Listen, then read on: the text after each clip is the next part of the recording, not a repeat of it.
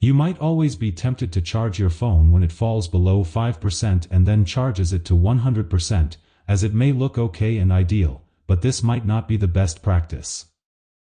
iPhone batteries, like many other electronic gadgets, are powered by lithium-ion batteries, and the more you charge and discharge them, the more the batteries degrade. As you may take a look at your iPhone, you might see the maximum battery capacity of your phone has dropped over some time, let's say to 85%. This means that 15% of the lithium battery cells have degraded over time. With the use of software, iPhone ensures slow charging when your phone reaches 80%, and when discharging, the iPhone activates the battery optimization setting when it reaches 20%. This is to ensure that the battery health is maintained. The ideal charge of an iPhone is between 20% and 80%. Thanks for watching. See you in the next one.